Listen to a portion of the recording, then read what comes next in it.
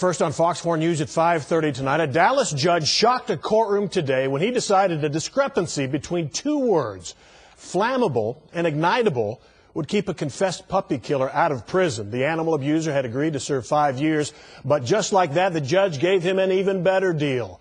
Fox 4's Melissa Cutler is here to explain. Melissa. Well, Steve, it was atypical for sure. The state and defense attorney reached a deal prosecutors say was agreed to earlier by the judge. But today that changed, and the plea deal was disallowed. Animal activists claim no justice for Justice, the 4-month-old lab terrier mix set on fire more than a year ago. Darius Ewing pleaded guilty and agreed to do 5 years for killing the animal. But Judge Larry Mitchell ruled it would have to be less. I'm just shocked. I've never seen this happen before. Ewing pleaded guilty to felony animal cruelty with a deadly weapon. He confessed that he and 3 buddies poured lighter fluid on the helpless dog and flicked a cigarette, setting him on fire behind a Pleasant Grove apartment complex.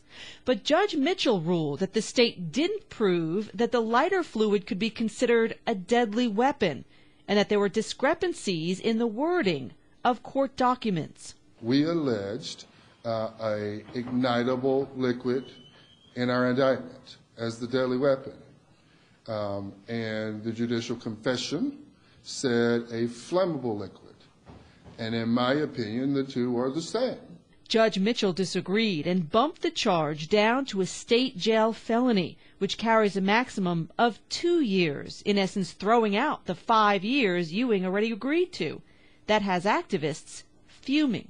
I think it was unfair because the judge put his personal opinion into this and didn't follow what both the state and the defense had agreed to.